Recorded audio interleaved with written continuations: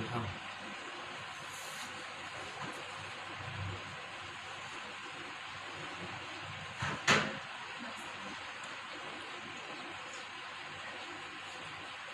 لا حول ولا قوة إلا بالله العلي العظيم.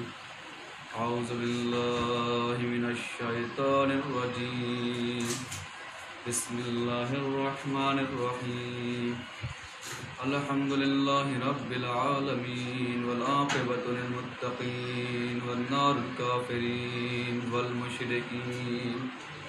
الصلاة والسلام على أشرف الأنبياء والمرسلين جد الحسن والحسين بالقاسم محمد اللهم صل على محمد وآله الطيبين الطاهرين المعصومين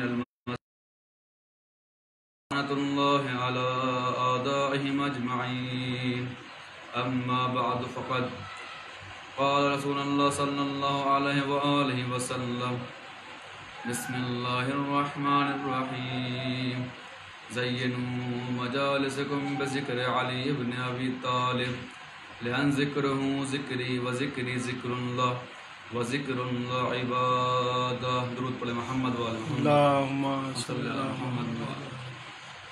عزیزان محترم، برادران عزیز، موالیان حیدر کرار، ماتمدران سید الشہداء کربلا، عزاداران مظلوم کربلا، آپ حضرات کی محبتیں، آپ حضرات کی عقیدتیں اور کرم ہے چہردہ معصومین علیہ السلام کا، اور خصوصی صدقہ ہے مادر حسنین بنت رسول الثقلین یعنی جناب فاطمہ زہرا سلام اللہ علیہ کا، کہ اور شہزادی کونین کی نالین پاک سے لپٹی ہوئی گرد کا تصدق ہے کہ کاتب تقدیر نے ہمارے کاسۂ دل میں علی کی محبت کی بھیک ڈالی.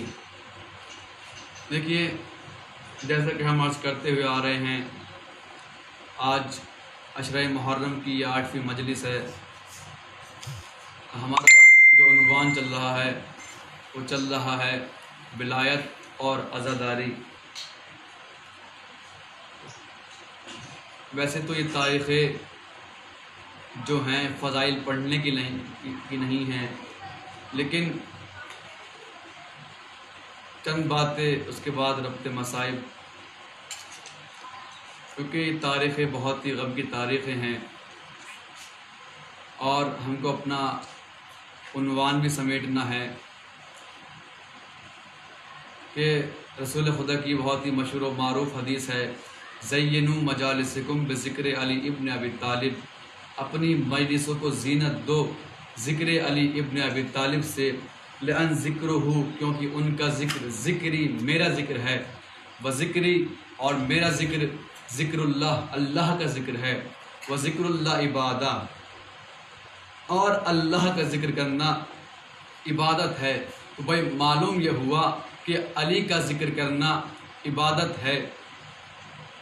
اب رسول نے یہ نہیں کہا کہ بس جب تم حسین کا فرش اعضا بچھاؤ وہیں پر علی کا ذکر کرو، نہیں، بلکہ یہاں پر جو لفظ استعمال ہوا ہے، میں نے اس سے پہلے بھی کسی مجلس میں بیان کیا تھا کہ دیکھیے یہاں پر عربی لفظ استعمال ہوا ہے مجلس، جو اس میں فاعل ہے، یہ بنا ہے جلسہ یجلسو، اس کی اصل جو ہے وہ جلسہ ہے، اس کے معنی ہے بیٹھنے کے. تو بھائی مجلس یعنی بیٹھنے والا. تو معلوم یہ ہوا کہ مجلس کا مطلب یہ ہے کہ جہاں پر 2 یا 2 سے زیادہ لوگ اکٹھے ہو جائیں اور وہ علی کے چاہنے والے ہوں تو ان پر لازم قرار پاتا ہے کہ وہ علی کا ذکر کریں، کیونکہ رسول کی حدیث ہے کہ جہاں پر بھی تم بیٹھ جاؤ اپنی مجلسوں کو زینت دو ذکر علی ابن ابی طالب سے. ایک درود پڑھے محمد وآل محمد پر. اللہم صلی علی محمد وآل محمد. تو رسول نے کہا کہ اپنی مجلسوں کو زینت دو ذکر علی ابن ابی طالب سے. تو میں کہوں گا یا رسول اللہ، یہ بتا دیجئے کہ ہم تو اپنی مجلسوں کو زینت دیتے ہیں ذکر علی ابن ابی طالب سے، لیکن یا رسول اللہ جب آپ پنجتن پاک ایک جگہ جمع ہوتے ہیں تو آپ کس کا ذکر کرتے ہیں؟ آپ اپنی مجلسوں میں کس کا ذکر کرتے ہیں؟ تو ایک مرتبہ آواز آئے گی، اے نادان تجھے نہیں معلوم جب ہم پانچوں ایک جگہ اکٹھا ہوتے ہیں تو ہم عباس کا ذکر کرتے ہیں۔ ایک درود پڑھیں محمد وآل محمد پر، اللہم صلی علی محمد وآل محمد۔ تو یہ ہے مقام حضرت عباس علیہ السلام کہ جب پنجتن پاک ایک جگہ جمع ہوتے ہیں تو وہ عباس کا ذکر کرتے ہیں۔ بھائی آج 8 محرم ہے نا، آپ آج صبح سے کس کا ماتم کر رہے ہیں؟ عباس کا ماتم کر رہے ہیں۔ بہت ہی منزلت ہے جناب عباس کی۔ آج لوگ اس بحثوں میں الجھے ہوئے ہیں کہ بھائی عباس معصوم ہے یا غیر معصوم ہے۔ میں اس پر کچھ نہیں کہوں گا، میری اوقات ہی کیا ہے کہ میں مولا عباس کی معصومیت کو ثابت کروں، میری کوئی اوقات نہیں ہے، لیکن بس میں در اہل بیت سے بھیک مانگتا ہوں، وہاں سے جو مجھے عطا ہوتا ہے وہ میں آپ لوگوں کے سامنے بیان کرتا ہوں۔ بھئی آج لوگ اس بات پر بحث کرتے ہیں کہ عباس معصوم ہے یا معصوم نہیں ہے۔ دیکھیے مجھے کچھ نہیں کہنا، بس میں اتنا عرض کروں گا کہ بھائی اگر کوئی بچہ ہو تو اور وہ مشکل سے مشکل 2 مہینے کا ہو یا 3 مہینے کا ہو یا 1 سال کا ہو، اس سے گناہ نہیں ہوتا، تو آپ اس بچے کو کیا کہتے ہیں؟ آپ اس بچے کو معصوم کہتے ہیں۔ کیوں؟ کیونکہ اس سے کوئی گناہ نہیں ہوتا ہے۔ لیکن وہ لوگ جو مولا عباس کو غیر معصوم بولتے ہیں، میں ان سے سوال یہ کرنا چاہتا ہوں کہ مجھے تاریخ میں کوئی ایسا لفظ دکھا دیجئے یا پھر کوئی ایسی بات دکھا دیجئے جس میں لکھا ہو کہ معاذ اللہ عباس نے یہ گناہ کیا ہے۔ بھائی جب عباس نے کوئی گناہ کیا نہیں، جب غازی عباس کوئی گناہ کرتے نہیں، تو معلوم یہ ہوا کہ عباس بھی معصوم ہے۔ ایک درود پڑھیں محمد وآل محمد۔ اللہم صلی علی محمد وآل محمد۔ عباس معصوم ہیں، مولا عباس، لیکن صرف منصوص من اللہ جو ہیں وہ 14 معصوم ہیں۔ ان 14 کے علاوہ اب مولا عباس بھی معصوم ہے، جناب علی اکبر بھی معصوم ہے، جناب قاسم بھی معصوم ہے، لیکن اللہ کی طرف سے جو منصوص من اللہ ہیں وہ صرف اور صرف 14 ہیں، ورنہ ان کے علاوہ اور بھی لوگ معصوم ہے۔ مولا عباس بھی معصوم۔ بھائی رسول کی حدیث ہے کہ اولنا محمد، اوسطنا محمد، کلنا محمد و آخرنا محمد۔ ہمارا اول بھی محمد ہے، ہمارا اوسط بھی محمد ہے، ہمارا آخر بھی محمد ہے، ہم کل کے کل محمد ہے۔ تو بھائی میں کہوں گا یا رسول اللہ آپ نے کہا اول بھی محمد، سمجھ میں آتا ہے، آپ نے کہا کہ ہمارا آخر بھی محمد ہے، سمجھ میں آتا ہے، آپ نے کہا کہ کلنا محمد، ہمارے کل کے کل محمد ہیں، لیکن یا رسول اللہ یہ اوسط سے مراد کیا ہے؟ یہاں پر اوسط کون ہے؟ تو ایک مرتبہ رسول اللہ کہیں گے اے نادان تجھے نہیں معلوم، یہاں پر اوسط سے مراد ہے علی اکبر۔ دیکھیے جناب علی اکبر کا جو کربلا سے پہلے لقب تھا وہ تھا اوسط علی۔ کربلا میں جا کے مولا کا لقب پڑا ہے علی اکبر۔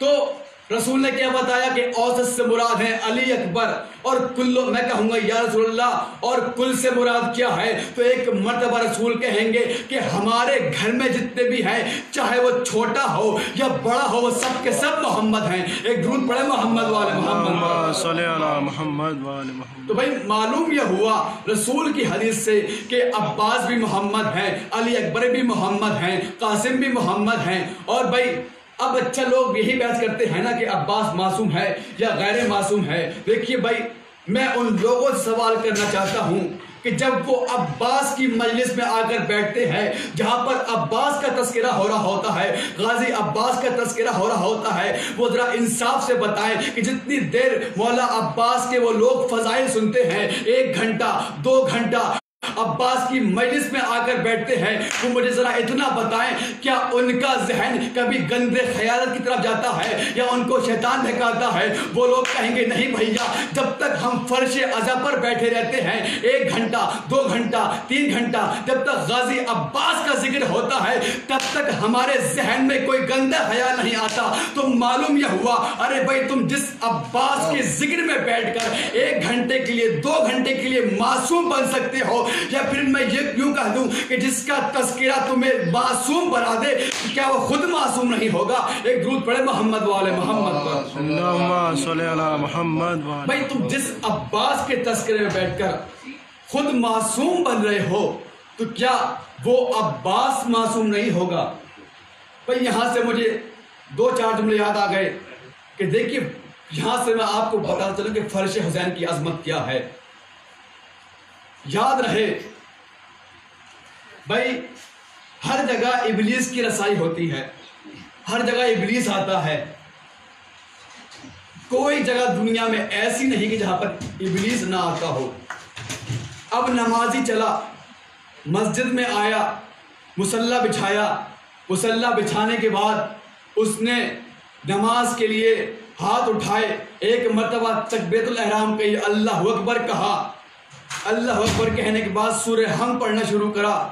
اب اتنا کہنا تھا کہ اس کا ذہن بھٹکنے لگا، اس کو جو چیزیں پورے دن یاد نہیں آئی تھی وہ نماز میں سب یاد آنے لگی کہ بھائی میری فلاں چیز وہاں رکھی تھی، فلاں چیز وہاں رکھی تھی، فلاں چیز وہاں رکھی تھی، اس کو سب یاد آنے لگا۔ تو معلوم یہ ہوا کہ ابلیس اس کو بہکانے آ گیا۔ بھائی اب کوئی کہے کہ بھائی کیا دلیل ہے کہ ابلیس نماز میں آ کر بہکاتا ہے؟ تو بھائی اس کی دلیل یہ ہے کہ جہاں سے انسان کا ذہن منتشر ہو جائے، جہاں سے انسان کا ذہن بھٹکنے لگے تو وہاں پر سمجھ لو کہ ابلیس بہکانے لگا ہے۔ اب نمازی نے مصلی اٹھایا کہ بھائی نہیں، یہاں تو شیطان بہکا رہا ہے، ہم کعبے میں جا کے نماز پڑھیں گے۔ اب وہاں پر پہنچا، وہاں پر اللہ کی آواز آئی کہ یہاں پر تو پہلے سے ہی شیطان موجود ہے۔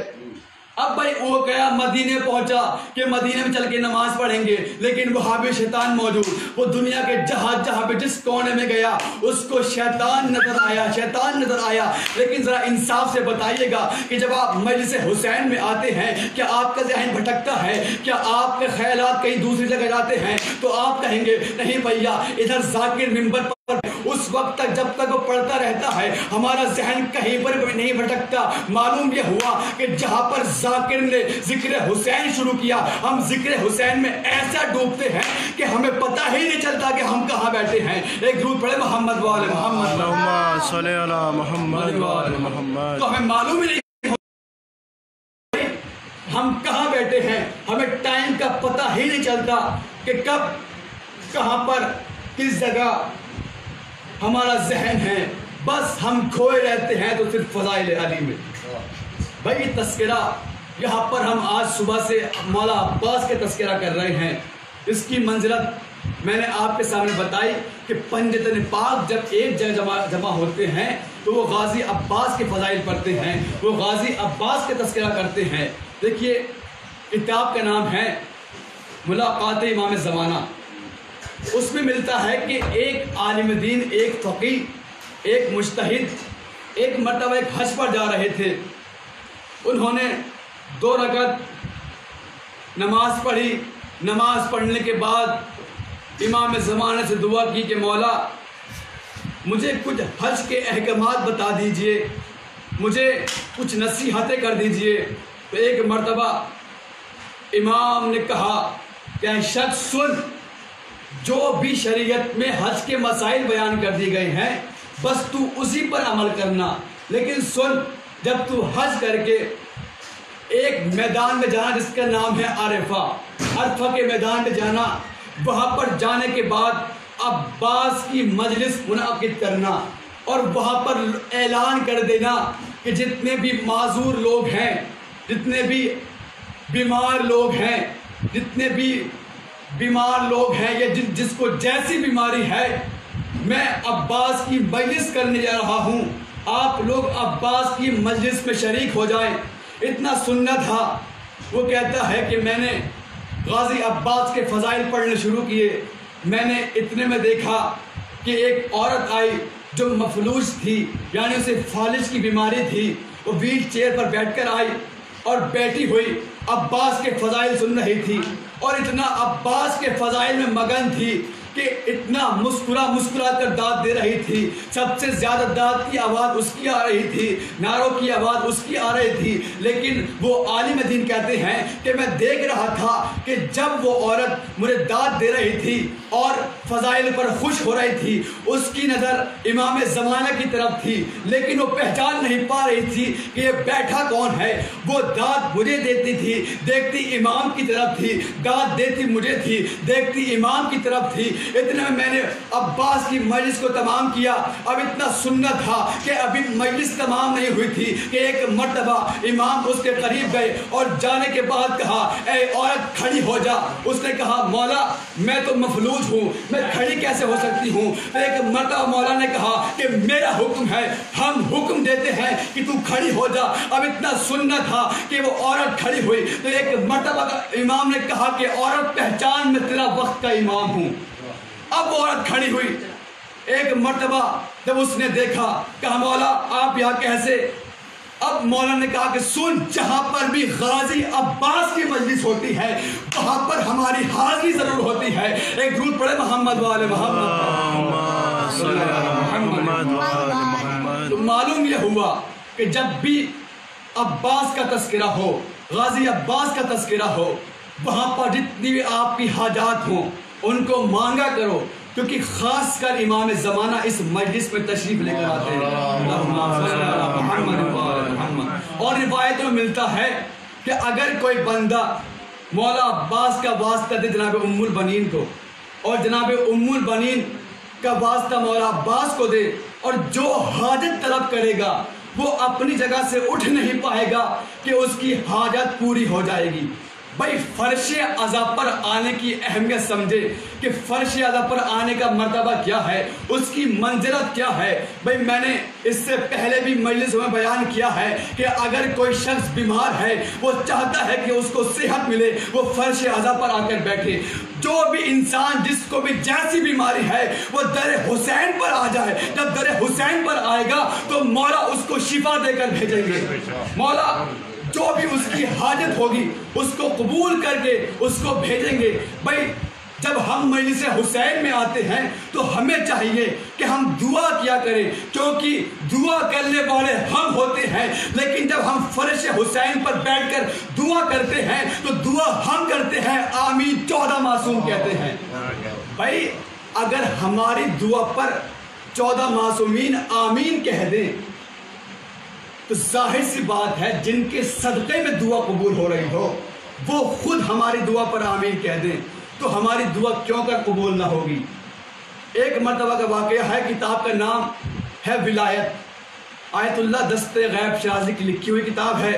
اس میں ملتا ہے کہ ایک شخص مولا کے پاس آیا, مولا کا چاہنے والا تھا. آنے کے بعد کیا دیکھتا ہے کہ مولا اپنی مسند پر تشریف فرما ہے, ہاتھ میں قلم ہے, کاغذ ہے, کچھ لکھنے میں مصروف ہیں. وہ آگے بڑھا, بڑھنے کے بعد کہتا, یا علی میں آپ سے محبت کرتا ہوں. اس نے کہہ دیا, مولا نے اس کی طرف کوئی توجہ نہیں دی. وہ اور آگے بڑھا, کہا یا علی میں آپ سے محبت کرتا ہوں. پھر بھی مولا نے اس کی طرف کوئی توجہ نہیں دی. اب وہ سوچنے لگا کہ شاید امام کو میری آواز نہیں جا رہی, لیکن وہ جانتا یہ نہیں تھا کہ علی وہ ہے جو اذن اللہ ہے. بھائی علی کے کان اللہ کے کان ہے. اگر علی سننا بند کر دے تو ہماری دعائیں قبول ہونا بند ہو جائیں گی. اب وہ اور آگے بڑھا, ایک مرتبہ اس نے مولا کے قدموں پہ ہاتھ رکھا. ہاتھ رکھنے کے بعد کہتا ہے, یا علی میں آپ سے محبت کرتا ہوں. اتنا سننا تھا. مولا نے کہا, اور اللہ سے. اس نے کہا کہ ہاں اللہ سے بھی محبت کرتا ہوں. اب اتنا سننا تھا کہ ایک مرتبہ مولا غیظ میں آئے اور کہا, اٹھ یہاں سے جا, میں مشرکوں سے بات نہیں کرتا. اب وہ پریشان ہو گیا, مولا کے دربار سے باہر نکلا. نکلنے کے بعد ایک صحرا کی جانب چلا. لوگ اسے سلام کر رہے ہیں, وہ جواب نہیں دیتا, کھویا ہوا ہے. بھائی ظاہر سی بات ہے, علی کا چاہنے والا اگر کوئی ہو وہ جا کر کہے کہ مولا میں آپ سے محبت کرتا ہوں, اور مولا کہہ دے کہ چل جا میں مشرک سے بات نہیں کرتا, تو انسان کے دل پر کیا گزرے گی؟ اب وہ کھویا ہوا ہے، اسے نہیں معلوم کہ کہاں جا رہا ہے، کیسے جا رہا ہے، کون سلام کر رہا ہے، کون کیا کہہ رہا ہے۔ اسے آنکھوں سے نہ کچھ دکھ رہا ہے، نہ کانوں سے کچھ سن رہا ہے۔ اب وہ ایک صحرا میں آیا، آنے کے بعد بیٹھا، غور کیا کہ غلطی کہاں پر ہوئی ہے، مولا نے مجھے مشرک کیوں کہا۔ سوچنے لگا، میں علی کے پاس گیا تھا، جانے کے بعد کہا تھا کہ یا علی میں آپ سے محبت کرتا ہوں، آپ کا چاہنے والا ہوں۔ علی نے کہا اور اللہ سے، میں نے کہا ہاں اللہ سے بھی۔ علی نے کہا اٹھ، میں مشرک سے بات نہیں کرتا۔ وہ یہ سوچ رہا ہے، غور کر رہا ہے، فکر کر رہا ہے غلطی کہاں پر ہوئی ہے، میں نے ایسی کیا غلطی کر دی کہ مولا نے مجھے مشرک کہہ دیا۔ کہا علی کی محبت اپنے دل سے نکال دوں۔ کہا اگر میں نے علی کی محبت دل سے نکال دی تو بھائی اللہ خود بخود میرے دل سے نکل جائے گا، کیونکہ اللہ کو جس نے پہچانوایا اسے کہتے ہیں علی۔ کہا اگر میں اللہ کی محبت دل سے نکال دوں تو علی خود بخود نکل جائے گا۔ کہا پریشان کرے تو کیا کرے، کہاں جائے۔ اس کو ایک پہر گزری، ایک دن پورا گزر گیا، 2 دن پورے گزر گئے، بھوکا پیاسا ہے، ایک دم بالکل آخری سانس پہ جی رہا ہے، کرے تو کیا کرے، کہاں جائے۔ غش کے عالم میں ہو گیا۔ اب اس نے اپنی ہلکی بینائی سے دیکھا کہ ایک اونچا سا ٹیلا ہے، اس پر اسے ایک پرچھائی نظر آئی۔ اب اس نے دیکھا وہ پرچھائی آگے بڑھی، ایک شخصیت میں تبدیل ہوئی، شخصیت سے ایک ذات میں تبدیل ہوئی۔ اب وہ شخص آیا، اس نے اپنی ٹوکری کو سر سے اتارا، زمین پر رکھا، اس شخص کا سر اپنے زانوں پر رکھا، رکھنے کے بعد اسے پانی پلایا۔ اب وہ ہوش میں آیا۔ اس نے پوچھا کہ اے شخص تو کون ہے؟ کہا میں میثم ہوں۔ کہا وہی میثم؟ کہا ہاں میں وہی میثم ہوں۔ کہا اچھا، کہا میثم اچھا ہوا تم آ گئے، میں بڑا پریشان تھا، میں ایک دم مرنے کی حالت پر تھا، آخری سانسیں لے رہا تھا۔ کہا بھائی مسئلہ کیا ہے، مسئلہ بیان کر۔ اس نے کہا کہ میں مولا علی کے پاس گیا تھا، میں نے مولا سے کہا مولا میں آپ سے محبت کرتا ہوں۔ مولا نے کہا اور اللہ سے؟ میں نے کہا ہاں۔ امی سب نے کہا چل خاموش ہو جا۔ کہا میثم آگے نہیں سنو گے؟ کہا مجھے معلوم ہے تو نے جواب کیا دیا ہوگا، پھر مولا نے کیا کہا ہوگا۔ کہا میثم میرا مسئلہ حل کر دو، میں بڑا پریشان ہوں۔ کہا اگر یہ بات تھی، اتنا سا مسئلہ ہے، فوراً مجھے میری دکان کا پتہ ہے، میری دکان پر آ جاتا، وہیں پر میں تیرا مسئلہ حل کر دیتا۔ کہا اتنا بڑا مسئلہ بھی نہیں ہے۔ کہا اچھا؟ کہا ہاں۔ میثم نے اسے 2 کھجوریں نکال کر دی اور دینے کے بعد چل تو وہ اپنی ٹوکری اٹھائی، سر پر رکھی اور چل دیے۔ اس نے کہا میثم کہاں چل دیے؟ ابھی تو آپ نے کہا تھا کہ بھائی بہت ہی ہلکا مسئلہ ہے، میں حل کر دوں گا۔ اب یہ کیا کر دیا آپ نے؟ آپ تو بنا بتائے چل دیے۔ میثم نے کہا اچھا ابھی سمجھا نہیں ہے؟ کہا نہیں سمجھا۔ کہا سن، میں کہتا ہوں کہ تو علی کے پاس جا۔ کا مطلب یہ ہے کہ جب مولا کائنات میری دکان پر آئے اور آنے کے بعد مجھ سے کہا کہ میثم فلاں جگہ پر جاؤ، وہاں پر کھجوریں اچھی ہیں، وہاں سے کھجوریں لے کر آؤ۔ اب وہ کہتا ہے کہ پہلے یہ بتاؤ میثم، بیٹھو۔ کیا بتاؤ؟ کیا تمہیں میرے بارے میں معلوم کہاں سے ہوا؟ کہا سن، وہی بات میں تجھے بتا رہا ہوں کہ مجھے معلوم کیسے ہوا۔ کہا مولا نے مجھے بھیجا تھا کھجوریں لینے کے لیے، کہا تھا جب وہاں سے کھجوریں لے کر واپس آؤ گے تو تم ایک صحرا سے گزرو گے، وہاں پر تمہیں میرا ایک چاہنے والا ملے گا، وہ ایک دم مرنے کی کگار پر ہوگا، تم جا کر اس کو زندہ کر دینا۔ کہا اچھا، کہا یہ بات ہے، مولا نے تمہیں میرے پاس بھیجا ہے؟ کہا ہاں، میرے مولا نے تجھے میرے پاس بھیجا ہے؟ کہا ہاں، تجھے ہی میرے پاس بھیجا ہے۔ وہ کہتا ہے ہاں کہ آپ کے پاس مجھے میرے مولا نے بھیجا ہے۔ کہا اچھا یہ بتا میں کروں کیا، آگے مجھے کرنا کیا ہے، بتا کچھ تو بتا، میرا مسئلہ حل کر۔ میثم کہتے ہیں جا مولا کے پاس جا۔ وہ کہتا ہے پکا چلا جاؤں۔ میثم کہتے ہیں میں کہتا ہوں جا مولا کے پاس جا۔ وہ کہتا ہے پکا چلا جاؤں۔ میثم نے کہا یہی تو تیرے اندر سب سے بڑی بے وقوفی کی بات ہے کہ تو شک بڑا کرتا ہے، کہ شک کرنا چھوڑ دے، جا مولا کے پاس جا۔ اب وہ مولا کے پاس آیا، آنے کے بعد مولا کے دروازے پر کھڑا ہے۔ اب وہ خود اندر نہیں گیا، ایک مرتبہ مولا نے کہا اندر آ، وہ اندر آیا، آنے کے بعد بیٹھا۔ مولا نے کہا بتا کیا عرض کرنا چاہتا ہے؟ اس نے کہا مولا میں آپ سے محبت کرتا ہوں۔ اب جیسے اس نے یہ کہا خود بھی مسکرا رہا ہے، مولا بھی مسکرا رہے ہیں۔ کہا اچھا مجھ سے محبت کرتا ہے؟ کہا جی مولا میں آپ سے محبت کرتا ہوں۔ کہا اور اللہ سے؟ کہا مولا آپ کی محبت یعنی اللہ کی محبت۔ تو بھیا آج جو لوگ کرتے ہیں توحید اور ولایت، توحید اور ولایت، یاد رکھنا توحید اور ولایت میں اور نہیں ہے بلکہ توحید بھی ایک ہے، ولایت بھی ایک ہے۔ ایک درود پڑھے محمد والے محمد پر، کہ جھگڑا ختم کرو کہ توحید اور ولایت اللہ میں اور علی میں اور نہیں ہے، بلکہ بھائی عین اللہ کون ہے؟ علی ہے۔ ید اللہ کون ہے؟ علی ہے۔ لسان اللہ کون ہے؟ علی ہے۔ وجہ اللہ کون ہے؟ علی ہے۔ بھائی میں نے اس دن کی مجلس میں بھی عرض کیا تھا، آج لوگ ہم سے یہی کہتے ہیں کہ تم علی کو حد سے بڑھا دیتے ہو، علی کو حد سے بڑھا دیتے ہو۔ بھائی افسوس تو یہ ہوتا ہے وہ لوگ ہم سے یہ جملہ کہتے ہیں کہ ہم علی کو حد سے بڑھاتے ہیں، جن کے اپنے باپوں کی یہی نہیں پتا کہ ان کے باپوں کی تعداد کتنی ہے، جنہیں اپنے باپوں کی حد نہیں معلوم، وہ لوگ آج ہم سے کہہ رہے ہیں کہ ہم نے علی کو حد سے بڑھا دیا۔ بھائی میں ہر مجلس میں بیان کرتا ہوا آ رہا ہوں کہ ہمیں پہلے امام کی معرفت حاصل کرنی چاہیے کہ امام کی معرفت کیا ہے۔ بس آخری واقعہ اس کے بعد رکھتے مسائل کہ ایک شخص مولا کی خدمت میں آیا اور آ کر عرض کرتا ہے مولا میں چاہتا ہوں کہ آپ کی معرفت حاصل کروں۔ مولا نے کہا اچھا میری معرفت حاصل کرنا چاہتے ہو؟ اس نے کہا ہاں۔ مولا نے کہا تا حکم ثانی پانی بند، جب تک ہم تمہیں دوسرا حکم نہ دے دے اس وقت تک پانی مت پینا۔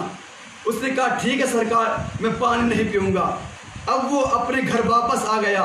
ایک دن گزرا، 2 دن گزرے، پیاسا ہے، بہت ہی زیادہ پیاسا ہے، زبان سوکھ چکی ہے، ایک دم بالکل مرنے جیسی اس کی حالت ہو رہی ہے۔ دوڑتا ہوا مولا کے پاس آیا، کہا مولا میں بہت پیاسا ہوں، مولا مجھے حکم دیجئے میں پانی پی لوں۔ کہا یہ بتا اب تک تیرے جو 2 دن گزرے ہیں یہ کس حال میں گزرے ہیں، ذرا اپنا پورا جتنا بھی تیرے ساتھ ہوا 2 دن میں اپنے وہ پورے حالات بیان کر۔ کہا مولا 2 دن مجھے پانی پیے ہوئے ہو گئے ہیں، نہ مجھے کہیں چین ملتا ہے نہ کہیں نیند آتی ہے۔ مولا نے کہا اچھا یہ بتا کتنی نظر کیا آتا ہے؟ کہا مولا جب سے آپ نے پانی بند کیا ہے مجھے چاروں طرف پانی ہی پانی نظر آتا ہے۔ تو ایک مرتبہ مولا نے کہا کہ سن یہی ہماری معرفت ہے، یعنی ہم میں اتنا ڈوب جاؤ کہ جہاں بھی دیکھو ہم ہی نظر آئے، یہی ہماری معرفت ہے۔ ایک درود پڑھے محمد والے محمد۔ بھائی یہ مجلس کس کی ہے؟ یہ علی کے لال کی مجلس ہے نا، یہ علی کے لاڈلے غازی عباس کی مجلس ہے نا۔ جانتے ہیں کون عباس؟ یہ وہی عباس ہے کہ جو کربلا میں حسین کے ساتھ آئے ہیں۔ حسین کی ڈھارس عباس ہے، زینب کی چادر کے محافظ عباس ہیں، ساری بیویوں کی چادر کے محافظ عباس، زینب کی آسرا عباس۔ آپ صبح سے غازی عباس کا ماتم کر رہے ہیں نا، ہر گھر میں غازی عباس کا ماتم کیا جا رہا ہے، ہر گھر میں غازی عباس کی حاضری ہو رہی ہے۔ بس چند جملے مصائب کے پڑھوں گا اس کے بعد مجلس تمام۔ کہ روایت میں ملتا ہے کہ امام سجاد علیہ السلام ایک مرتبہ بیٹھے ہوئے تھے، ان کے پاس فقہا و محدثین کی تشریف فرما تھے۔ ایک مرتبہ ایک چھوٹا سا بچہ آیا، جیسے ہی امام نے اس بچے کو دیکھا امام اپنی جگہ سے بلند ہوئے، اس کے احترام میں کھڑے ہو گئے۔ ایک مرتبہ جو امام کے نزدیک لوگ بیٹھے تھے انہوں نے عرض کیا مولا آپ اس بچے کے احترام کے لیے کیوں کھڑے ہو گئے؟ ایک مرتبہ امام سجاد کہتے تمہیں نہیں معلوم یہ میرے چچا عباس کا بیٹا ہے۔ ہاں زدارو جانتے ہو غازی عباس کی منزلت کیا ہے؟ امام صادق علیہ السلام ارشاد فرماتے ہیں کہ جب روز محشر ہوگا اور تمام لوگ محشر میں کھڑے ہوں گے، رسول ایک مرتبہ اپنی کرسی سے بلند ہوں گے، لوگ ان سے پوچھیں گے یا رسول اللہ کیا ہوا، آپ اپنی جگہ سے کھڑے کیوں ہو گئے؟ ایک مرتبہ رسول کہیں گے ارے میری بیٹی کی سواری آتی ہوگی، میں اس کے استقبال کے لیے کھڑا ہوں۔ ہاں زدارو، ابھی کچھ لمحے نہ گزریں گے کہ ایک منادی ندا دے گا، اے لوگو راستہ چھوڑ دو، ارے فاطمہ کی سواری آ رہی ہے، رسول کی بیٹی کی سواری آ رہی ہے۔ رسول فاطمہ کے استقبال کے لیے آگے بڑھیں گے، محمل کا پردہ اٹھائیں گے اور کہیں گے بیٹی فاطمہ کیا امت کی شفاعت کے لیے کچھ لائی ہو؟ ایک مرتبہ فاطمہ کہیں گی ہاں بابا، میرے پاس عباس کے کٹے ہوئے بازو ہیں۔ ہاں زدارو، امام صادق علیہ السلام فرماتے ہیں ارے امت کی شفاعت کے لیے شہزادی جو پیش کریں گی وہ عباس کے کٹے ہوئے بازو پیش کریں گی۔ بس آخری دو جملے مجلس تمام کرنے لگا ہوں۔ حمید ابن مسلم کہتے ہیں قسم خدا کی میں نے دیکھا کربلا میں کھڑے ہو کر میں اپنی آنکھوں سے دیکھ رہا تھا کہ اور محمد گھوڑے سے گرے لیکن خیمے کا پردہ نہیں اٹھا۔ ارے قاسم کی لاش کے ٹکڑے خیمے میں آئے لیکن کسی بی بی نے خیمے کا پردہ نہیں اٹھایا۔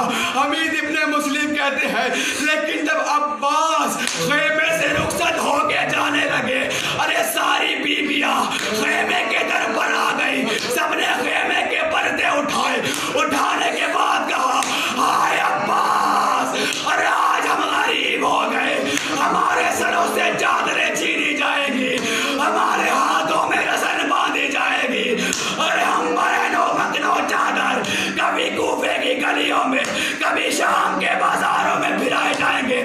تاریخ میں لکھا ہے کہ ناموس علی اور مادر عباس ایک مرتبہ گریا کر رہی تھی اور گریا کرتے کرتے کہتی تھی اے عباس اگر تمہارے بازو قلم نہ ہوتے تو حسین کربلا میں نہ مارے جاتے۔ انا للہ و انا الیہ راجعون۔